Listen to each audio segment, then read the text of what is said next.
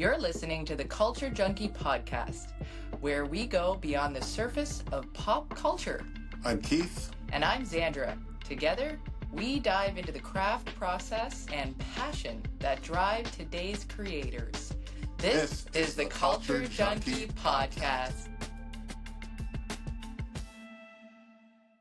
All right. I'm really excited to get to know our new guest today. So introduce yourself. Yeah, my name is Lefteris Koutinas. I go by Lefty. I am a film director and a personal brand strategist. So I care about pretty much your image and your visual assets that help you build the brand that you want. How did you move from being a filmmaker into a brand strategist? I kind of always had both. Like they kind of went hand in hand, right? Because although cinema is something that is like my true passion, I kind of just came to the realization that everybody is a character in their own world. And at the end of the day, you know, when you're creating a film or you're creating a movie, it's also about creating, you know, a universe and the things around your universe. When I kind of started looking at myself as a compelling character and what, you know, what my ups and downs are and what kind of my hero journey looked like, I came to the realization that everybody has that in them. And that ended up leading to, you know, kind of bringing my knowledge and expertise in filmmaking and being like, you know, there's a whole other world outside for your personal brand that's not just putting up a picture of your wife and kids, because that's not personal branding. What would you say if you could sum it up? What is your journey, as in like your hero's journey, your personal brand? What do you want people to get a feel from you when they first come across you? Yeah, it's a great question. So pretty much what people can gather for me is I'm kind of that rebel. I'm kind of the guy that doesn't like that draws outside of the lines. What you kind of get from me and my brand is essentially somebody who doesn't follow trends, somebody who doesn't follow industry norms. I'm kind of, like I said, like the rebel towards those industry norms. I do use like, you know, even though I use a small part of AI for my business, I'm still one of those people that are like, XAI, you know what I mean? Like, get it I out of do. here. Um, you know, because I'm a firm believer that people buy people, not products. And at the end of the day, I'm not going to hide behind some model. I'm not going to hide behind some trend of me like doing dancing. Yeah. I'm literally gonna, you know, follow what works. And what works is legacy and longevity and creating assets, not content. My journey is obviously still a journey because, you know, you can't have personal branding without personal development. And if you put yourself in this bubble of never changing and constantly being the same person, you don't have a personal brand. You, 10 years from now, you might not like the same things that you like now, right? But, you know, once you start shifting and pivoting to that new person that you're supposed to become, then all of a sudden you're going to start losing friends and you're going to wonder why. Well, it's because you're not the same. And that's what I see online a lot is I see a lot of people wanting to hold on to like building funnels and talking about webinars and da da da. But then the moment they actually want to express themselves, they got nothing and they lose friends and they lose followers because it's like, oh, he or she is not talking about funnels or webinars or AI. They're now talking about crocheting and I don't care about crocheting, right? So for me, it's about essentially what you're going to get from me is you're going to see authenticity. You're going to see a multifaceted human being because that's how we are as human beings. We are not linear. And you are going to see somebody that, you know, says it for how it is and doesn't really care at the end of the day. I'm kind of, um, I'm the guy you want to hang around with, but I'm also not the guy who's going to sugarcoat things to make you feel happy about yourself. Yeah, I feel like authenticity has been used a lot lately. And I think it's kind of lost its zhuzh, its feeling because, you know, everybody talks about wanting to be authentic. And I think digging down deeper into it, I feel like what you're saying here is not only being authentic, but being vulnerable because you're being your true self in the story that you're putting across to people. And so not only being authentic, but but being like, "This is me, this is who I am, accept it for what it is," and also that if you show who you really are, those who appreciate you will find you. Absolutely. Absolutely. And you're right. I think authenticity has just become a marketing buzzword to just, make it sound cool. So there's obviously going to be some crooks in the industry and like these like garbage gurus that are Yeah, like are just trying to sell you fluff. They're just trying to sell you smoke and mirrors. And to be honest with you, they're not even being authentic themselves, right? yeah. So authenticity really is, I kind of like to call it the underwear on the couch version of you. Like how you are, if you can show up online how you are when nobody is looking, Yeah. that is true authenticity, right? I think in the UK, they call it warts and all. Yes, yes. But I kind of feel like the moment you put on the pants, you start losing that, right? Yeah. So, and when it comes down to vulnerability, that's another thing that people have a problem with is that they can't, they like, I don't know what it is about us as humans and always wanting to get acceptance from people and always wanting us to feel, always want other people to feel a certain way about us. But the truth is, if you, if you look at any great story throughout history, the greatest achievements from those stories came from complete weakness, Mm. right? We can talk about, we can go right back to the very, very beginning. We can go right back into biblical terms, right? Like when Jesus, for example, was in the desert for 40 days, the devil didn't tempt him at his strongest. Yeah. He tempted him at his weakness when he was the most vulnerable. But Mm. and through his vulnerability, he was able to come out of the desert and be able to come out as like a stronger being, right? Mhm. So Mhm. we root for characters through vulnerability. We root for characters through that you go through. Like I yeah, you might be vulnerable if you're, let's say, an 8 9 figure earner where Mhm. I know plenty of them. But if you turn around to me and you're like, oh yeah, on Monday I lost $5 million and I'm having like a sad day, I don't know personally what it's like to lose $5 million. So yeah, you're being vulnerable, but I can't relate to you, right? Yeah. So Yeah. you're like, go talk to another one of your 8 figure friends. You know what I mean? Like, I do. but vulnerability, when you can turn around and be like, I'm having a time, I maybe can't pay my mortgage or I have to find a way to do things. Us as human beings, we naturally want to root for characters whether they win or lose, right? Yeah. And that's when you see the movement really start happening in branding and personal branding is through that vulnerability. And that, Mhm. because at the end of the day, it's not a matter of like who has the biggest followers that Yeah. wins. Yeah. It's who has the biggest tribe, Yeah. Yeah. right? I And that's that's when you got to interesting. look into, and that's when you got to look into like cult like following, right? Yeah. That's the tribe I'm talking about because followers mean nothing. It's interesting when, I can see the difference between vulnerability and confidence because you can be vulnerable and still be confident. Like, you can say, "This is me," um, and take it as it is or don't take it, and I'm still gonna be me without, your approval or with your approval, like, happy to have it, but if you're not gonna give it to me, that's okay too, I'm still gonna be Right. me. Right.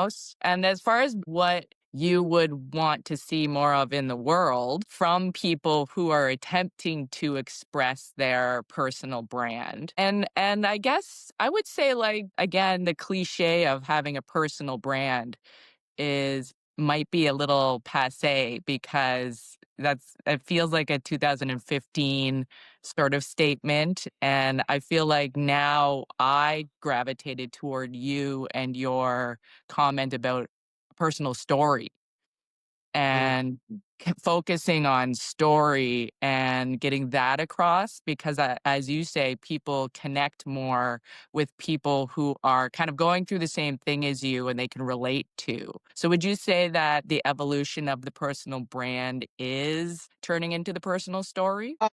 Well, no, I think the story is a part of the brand. I think it's what Okay. makes the like I mean, we've all had these Like, personal branding is not new, Yeah. FYI, Yeah. okay? Personal personal branding has been around since the dawn of time. We just we just now know what to call it, right? Mhm. The same way we didn't know what depression was until like 10 years ago, and now all of a sudden everybody is depressed. You know what I mean? Mhm. The same way we didn't know what autism was, but these things are like older than us Yeah. realistically.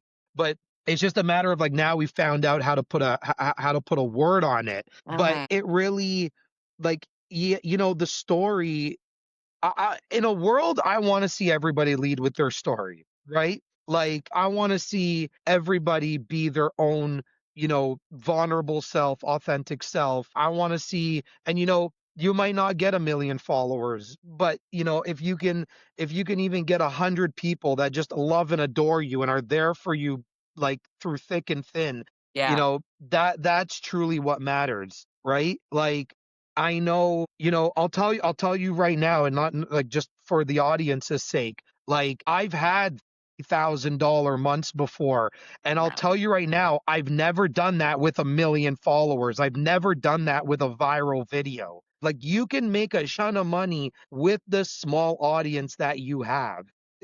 So, Yeah. and that's really what personal branding is about, right? Because I'm not really ever gonna touch the lives of 1 million people, because 1 million people probably cannot relate to me. But Yeah. I know that maybe 100 people can relate to me, Yeah. right? And personal branding is really just a matter of you wanting to project, kind of, not really project, that's probably the wrong word that I'm going to use, but it's essentially using your character and allowing somebody else to see them in you. Yeah. So it's kind of like a projection. It's almost like when you're a child. Like, when I was growing up, I wanted to be Batman. If Batman Mhm. was the personal brand, Batman is projecting his image onto me. So yeah, okay, maybe there is a bit of projection happening, but you you want to be able to find people that can see themselves in you, that will make them also better, Yeah, that's because really you're that interesting. guiding light.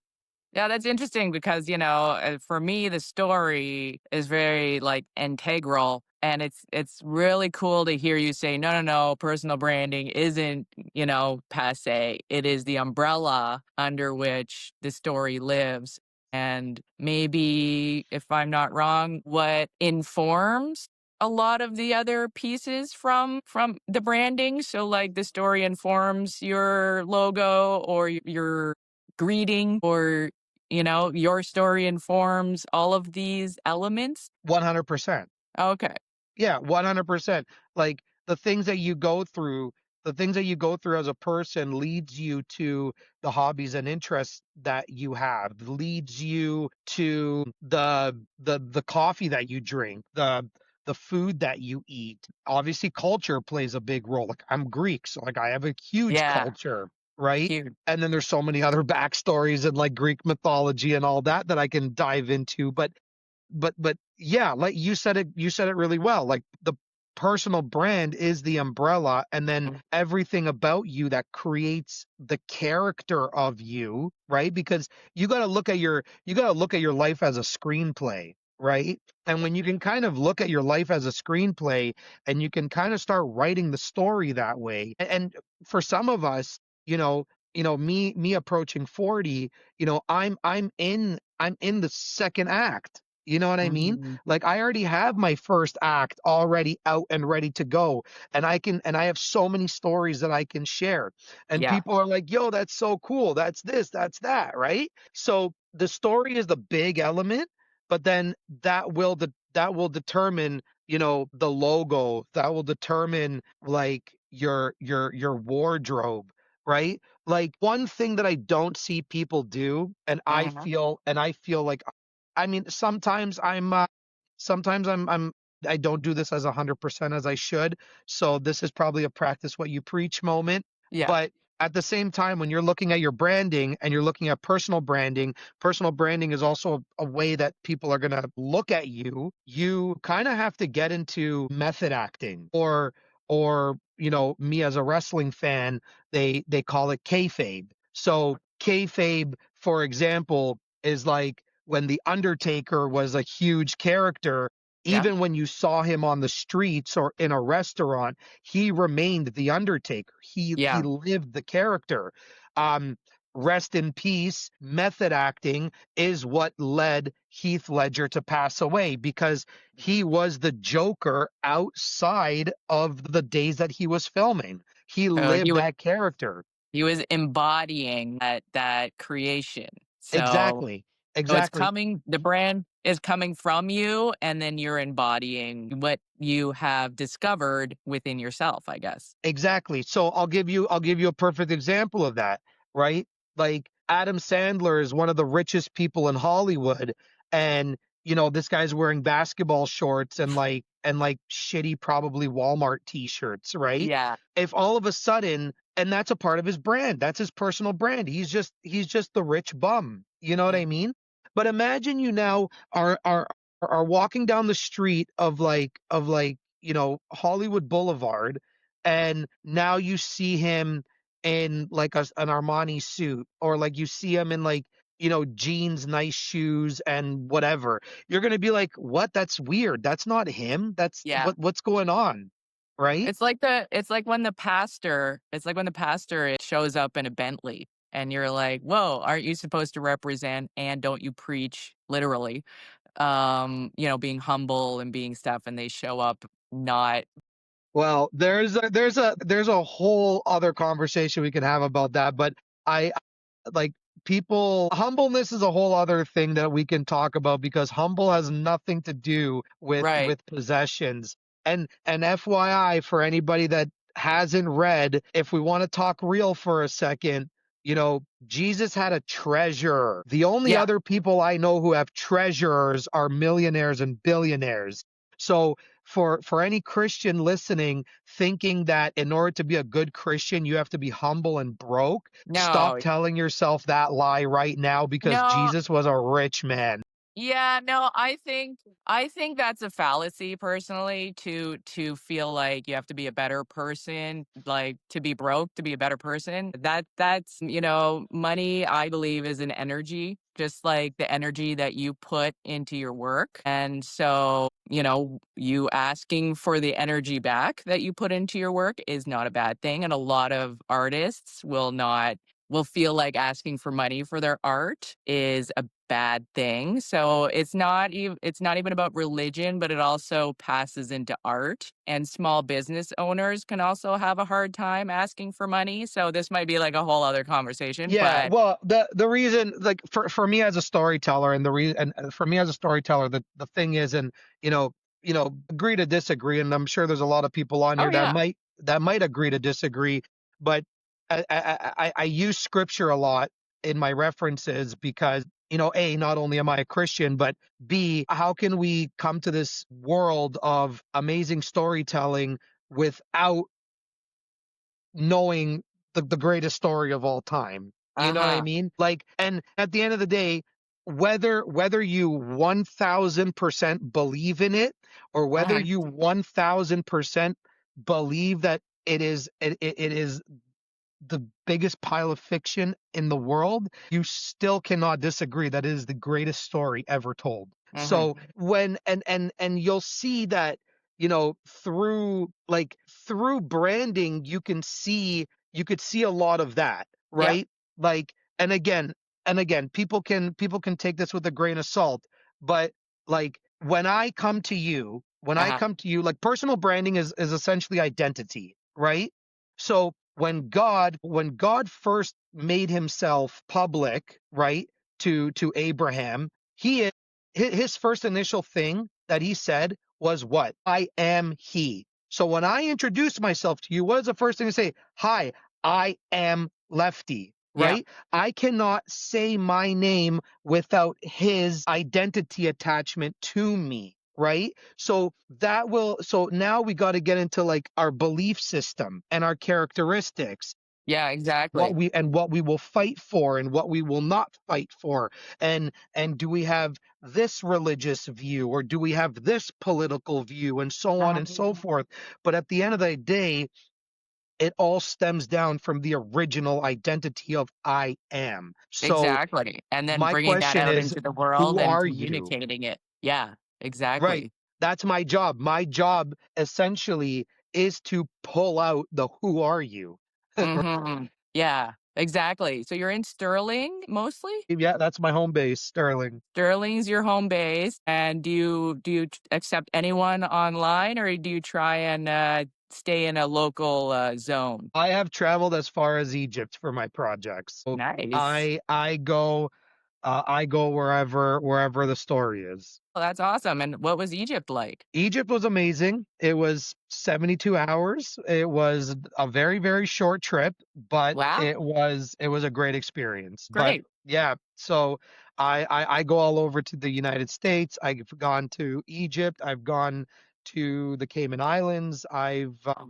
Yeah, I've gone anywhere that's needed as long as there is a good story to be told. And that's another thing for another day, but a lot of people think they have a story and they have a topic, and a topic is not a Interesting. story. That's fascinating. I'd love to hear more of that maybe when we get another chance to chat because that is another just another interesting topic that I think we can talk about all day. But what like would you like your audience right now to do? What would you like them to follow you? Is there anything that you're working on right now that you would like to focus on for people watching right now? Yeah, so right now I'm in the middle of just continuing to build my online community, which is called the Persona Club. Cool. It's a monthly membership where I pretty much help you kind of unravel yourself and build the greatest personal brand that you possibly can. The cool thing about it is, there's so many awesome entrepreneurs in there that look at the same material but come out with different outcomes because not one person is the same.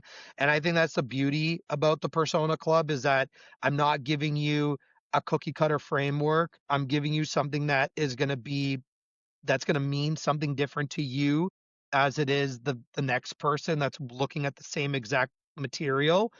Um, and then outside of that, pretty much just wrapping up production on my first feature film. Oh, wow. And then, yeah, just continuously telling amazing stories on my YouTube channel, which if anybody is going to be on YouTube, it's just, my name, Lefteris Koutinas. We can probably put that down somewhere. I can give that to you. And yeah, yeah, that's pretty much what you can do is subscribe to the channel, come check out the Persona Club, and you can find the Persona Club in a lot of the descriptions of my YouTube videos. So Okay. you can always just kind of go there and click the links What and whatnot. just the Persona Club, that's fascinating because it sounds like you said there's like, over 1,000 people in there. Is that what I heard? No, no, my mission is to get it to 1,000 people Okay. because I want to be able to tell 1,000 stories. Oh, that's amazing. It sounds like a place where not only you can talk to people, but they can talk to each other. Yes, yes, absolutely. I'm not one to like hoard information. I'm not one to say you can't talk to this person and this is my audience and blah blah blah. Everybody, it's open range, it's open field. If you find like a funnel builder in there and you need a new website, like That's go amazing. ham, go talk to that person. You need a marketing person, go talk to that person. You need a Facebook ad specialist, go talk to that person. You know what I mean? Like I'm not somebody who's like who cares for that stuff. You know what I mean? My audience is my audience. They're going to be loyal and die hard to me. So at the end of the day, it's like I'm not scared about, somebody talking to somebody that I'm connected with or that's in my group. So, That's a great idea of collaboration instead of competition because competition is healthy and it's really nice to create that collaboration from a lot of people and be able to create in not scarcity but like growing and blossoming because a lot of yeah. people can have a point of view that maybe you didn't know and you didn't consider and you learn something from that too. Yeah, yeah, absolutely. A lot of the stories that I hear, like, also help me come up with, the stories I hear allow me to tell better stories and kind of use certain things that I'm told as pretty much as a way to, get my posts out and all that. I just think humans are awesome. Like Yeah. men and women are awesome. I will say though, which is kind of interesting, and I don't know if it's just like this Greekness to me, but a lot of my clients are mainly women, which is interesting. But that is That's also a story for another day. Yeah, that is very interesting. I'd love to hear more about that because, yeah, demographics and your communication and communication style might just be, drawing them to you for whatever reason, and that might be interesting to dig into at some point. Well, yeah, I mean, to kind of like say it quickly, I think the reason why women gravitate towards me is honestly, women are a lot more risk takers than men are. Mhm.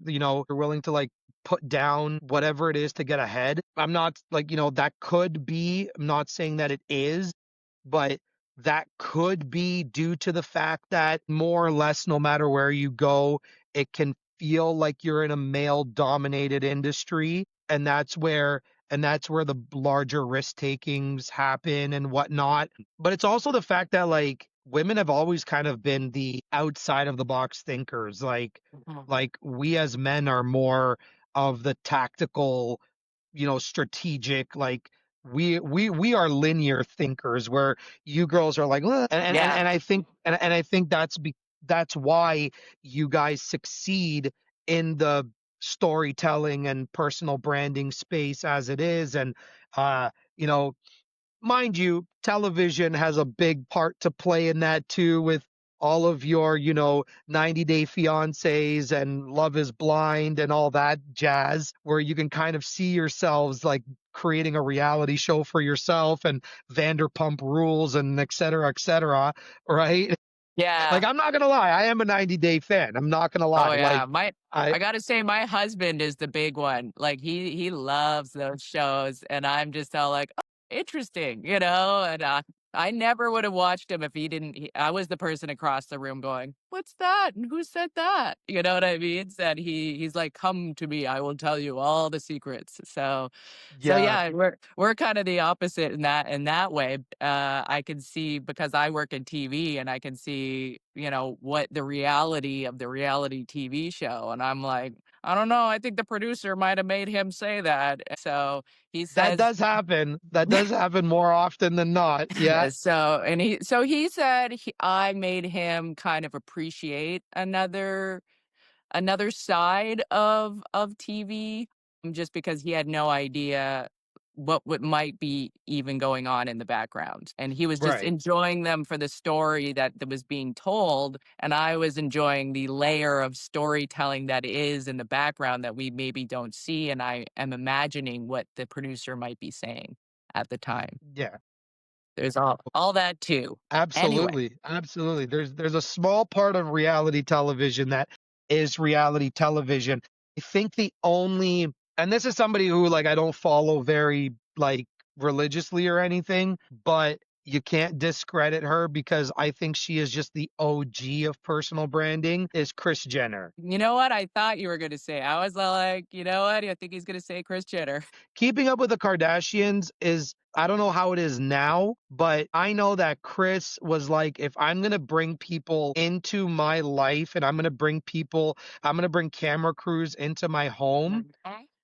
I don't want anything to be off the table. Like, Wow. if we argue, if we're throwing at each other, if we're like I want it all. Like, Yeah. it literally came to the point where I was watching an interview with her in one of her master classes, and she Oh, was like, I had all creative control, and after watching the episodes, I just told the editor, I don't want you to take anything out. Keep it right. all.